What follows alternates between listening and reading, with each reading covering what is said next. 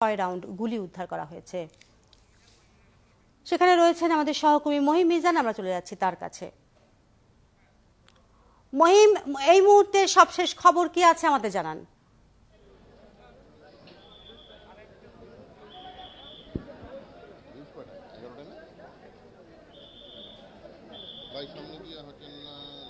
সবশেষ খবর যেটি শিল্পী আমাদেরকে জানিয়েছেন ডিএমপি কমিশনার আসাদুজ্জামান মিয়া, তিনি এর আগে আমি যে তথ্যগুলো আপনাকে দিচ্ছিলাম বারবার, আসলে যে সে চেইন যে আগের যে অভিযান নারায়ণগঞ্জ অভিযানে যে মেজর জাহিদ মারা গেছে তার স্ত্রী এখানে হচ্ছে, অর্থাৎ সেই চেইন মেনটেন করে, অর্থাৎ সেই সূত্র সেই তথ্যপাত্য সেই নানান সমীকরণ মিলিয়ে কিন্তু পুলিশের কাউন্টার টেরোরিজম ইউনিট কিন্তু এখানে অভিযান এখনো পর্যন্ত চালাচ্ছেন। এবং সর্বশেষ তথ্য হচ্ছে যে ডিএমপি কমিশনার আমাদের নিশ্চিত করলেন যে জঙ্গি 3 জন এখনো ভেতরে অবস্থান করছেন এবং তাদেরকে বারবার আত্মসমর্পণের জন্য অনুরোধ করা হচ্ছে, নির্দেশ দেওয়া হচ্ছে। যত ধরনের প্রক্রিয়া করবার কথা পুলিশের পক্ষ থেকে সব ধরনের প্রক্রিয়ার প্রস্তাব, সকল ধরনের প্রস্তাব তাদের কাছে দেয়া হচ্ছে, কিন্তু জঙ্গিরা এখনো পর্যন্ত ডিএমপি কমিশনারের তথ্য অনুযায়ী, বক্তব্য অনুযায়ী তারা কিন্তু এখনো পর্যন্ত আত্মসমর্পণ করতে রাজি না।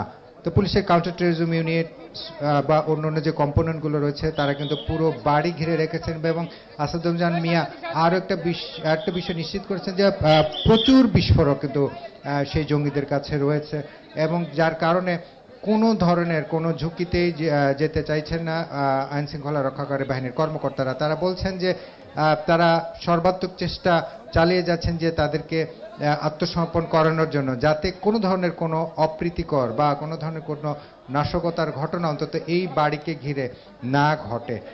এবং যে পুলিশ আসাদুজ্জামান মিয়া আরও বিষয় নিশ্চিত করেছেন যে এর আগে যারা জঙ্গি অভিযানে গ্রেপ্তার হয়েছে এবং নিহত হয়েছে তাদেরই কর্মী, তাদেরই সহ কর্মী এই জঙ্গিরা। যেহেতু নারায়ণগঞ্জ অভিযানে যে মেজর জাহিদ মারা গেছে তার স্ত্রী এবং যেহেতু মেয়ে রয়েছে সেটি প্রমাণ হয়। এবং আসাদুজ্জামান মিয়া আরও বলেছেন যে মেজর জাহিদের স্ত্রী যে ধরা পড়েছেন এবং পুলিশের কাউন্টার টেরোরিজম ইউনিটের কাছে আছে তাদের কাছ থেকে নানান ধরনের তথ্য জানবার চেষ্টা করছে যে আসলে এখানে মোট কয়জন ছিল, তাদের সঙ্গে আরও সহযোগী ছিল কিনা, তাদের অবস্থান কোথায়, তারা কি করতে এসেছিল, তাদের পরিকল্পনা কি ছিল, তাদের সঙ্গে আরও কতজন রয়েছে, তারা কি নাশকতা না অন্য কোনো পরিকল্পনা না কোনো কিছু, সে বিষয়ে বিস্তারিত জানতে কিন্তু প্রাথমিকভাবে আপনার পুলিশের কাউন্টার টেরোরিজম ইউনিট যে ডিবি কার্যালয় অর্থাৎ মহানগর গোয়েন্দা পুলিশের কার্যালয় সেটি কিন্তু এখন জিজ্ঞাসাবাদ অব্যাহত রয়েছে। এবং ডিএমপি কমিশনার আরও জানিয়েছেন যে যদি কোনো তথ্য পাওয়া যায়, যদি কোনো তথ্য নতুন কোনো তথ্য পাওয়া যায় গণমাধ্যমের সামনে তারা উপস্থাপন করবেন। এখনো পর্যন্ত চিন্তার বিষয় হচ্ছে যে সেই 3 জঙ্গি যারা অনেক বিস্ফোরক এবং মানে সুইসাইড স্কোয়াডে যা থাকবার কথা, সেই সুইসাইড জ্যাকেট, তারপর নানান ধরনের বিস্ফোরক, সে সকল কিছু নিয়ে কিন্তু তারা বাড়িটির নিচতলায় অবস্থান করছেন এবং বাড়িটি কিন্তু ঘিরে রেখেছে পুলিশের কাউন্টার টেরোরিজম ইউনিট। এবং বাইরে পুলিশরা আছেন এবং অন্যান্য আইন শৃঙ্খলা রক্ষাকারী বাহিনীর সদস্যরা রয়েছেন। এবং আজকে দিনের কোনো একটি সময় ডিএমপি কমিশন আশা করছেন যে এই যে অভিযানে হয়তো জবনিকাপাত ঘটবে। তো এখনো পর্যন্ত আমরাও অপেক্ষা আছি যে তারা আত্মসমর্পণ করে নাকি পুলিশের সঙ্গে আলাপ আলোচনা করে তারা আত্মসমর্পণের পথটা কিভাবে বেছে নেবে সেই বিষয়টি জানবার জন্য আমরা অপেক্ষায় আছি। এবং অসংখ্য গণমাধ্যম কর্মীরাও কিন্তু এখনো পর্যন্ত উপস্থিত আছেন।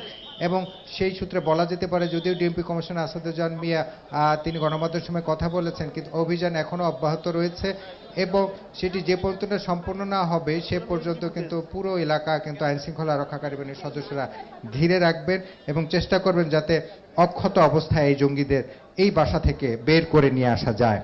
শিল্পী মহিম, আপনার মাধ্যমে জানলাম এর আগে ডিএমপি কমিশনার বলছিলেন যে 3 জঙ্গি ভেতরে আছেন এবং প্রচুর বিস্ফোরক রয়েছে তাদের কাছে এবং কোনো রকম ঝুঁকি তারা নিতে চাচ্ছেন না, কিন্তু তারা আত্মসমর্পণে এখনও রাজি হচ্ছে না। যদি শেষ পর্যন্ত রাজি না হয় তাহলে পরবর্তী পদক্ষেপ কি হতে পারে বলে আপনি কি কিছু জেনেছেন?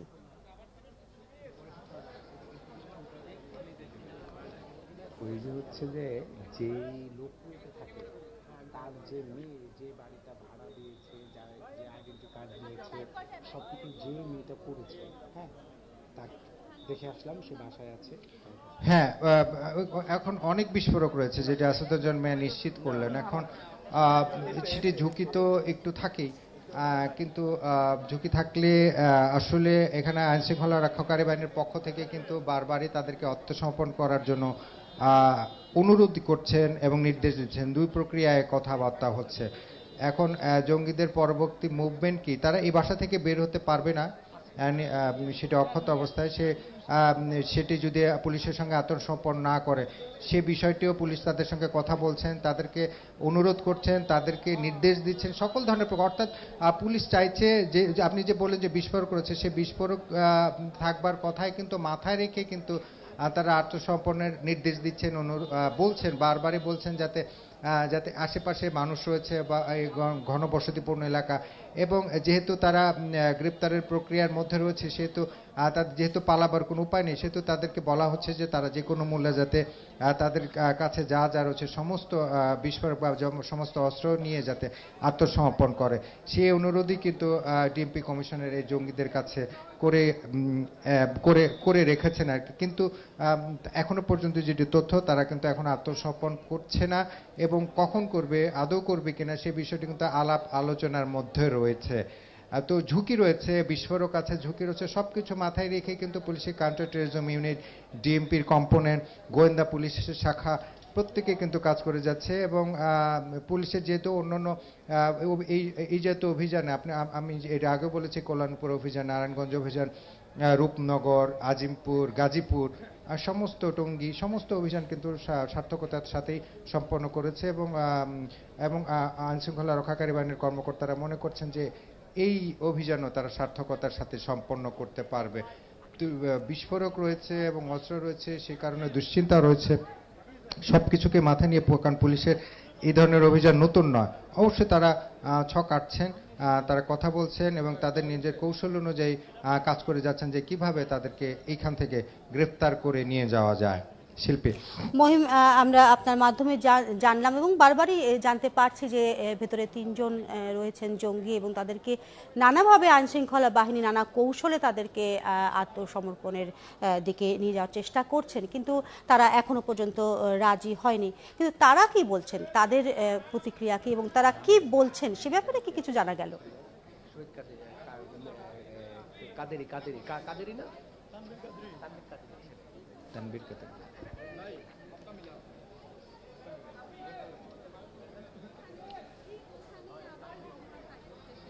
শিল্পী প্রশ্নটা আবার। মহিম, আমরা বারবারই জানতে পারছি যে ভেতরে 3 জন রয়েছেন জঙ্গি, এবং তাদেরকে আইনশৃঙ্খলা বাহিনী নানা কৌশলে আত্মসমর্পণ করার দিকে নিয়ে যাওয়ার চেষ্টা করছে, কিন্তু তারা রাজি হচ্ছে না এখনো পর্যন্ত আত্মসমর্পণ করতে। কিন্তু তারা অর্থাৎ সেই 3 জঙ্গি কি চাচ্ছেন, তারা কি বলছেন?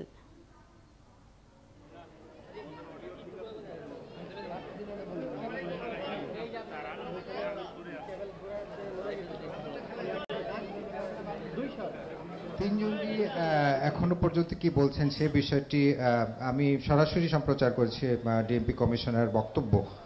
তাদের পক্ষ থেকে কিন্তু এখনো কি বলা হচ্ছে সে বিষয়টি হয়তো পুলিশ তারা আলোচনার মধ্যেই রেখেছে। একজন জঙ্গির নাম পাওয়া গেছে, তানভীর কাদরি। এই 3 জঙ্গির মধ্যে একজন জঙ্গির নাম হচ্ছে তানভীর কাদরি, যে হয়তো এই যে এই ঘটনাটি বা এই যে অভিযান, যে আর কি জঙ্গি অভিযান যারা ভিতরে আছেন, এই হয়তো তানভীর কাদরি এই জঙ্গিদের নেতা। এই তানভীর কাদরি খুব সম্ভবত পুলিশের সঙ্গে সকল ধরনের কথাবার্তা বলছেন। তাদের দাবি কি, তাদের ডিমান্ড কি, তারা কি চাইছেন, তারা আদৌ আত্মসমর্পণ করবেন কিনা, না করলে কি হবে, বা করার আগে পুলিশের সঙ্গে তারা আলাপ আলোচনা কি, সমস্ত কিছু কিন্তু অভিযানের একটি কৌশল। এই অভিযানের কৌশল এখন বলে দেওয়া হয়তো ঠিক নয় বলে এখনো পর্যন্ত আমরা জানতে পারিনি। পুলিশ কিন্তু সব ধরনের কৌশল অবলম্বন করছেন যাতে তাদেরকে অক্ষত অবস্থায় তাদেরকে গ্রেফতার করে আনা যায়। কারণ গ্রেফতার করলে একটা সুবিধা হচ্ছে শিল্পী, সেটা হচ্ছে জীবিত অবস্থায় তাদেরকে গ্রেফতার করা গেলে তাদের কাছ থেকে আরও তথ্য উপাত্ত পাওয়া যাবে, এবং তাদের সঙ্গে সম্পৃক্ত হয়তো আরো কারো জঙ্গি রয়েছেন, তারা এই এলাকা আছেন কিনা বা কোন এলাকা আছেন, তাদের অবস্থান কি, তাদের পরিকল্পনা কি, তারা কি সে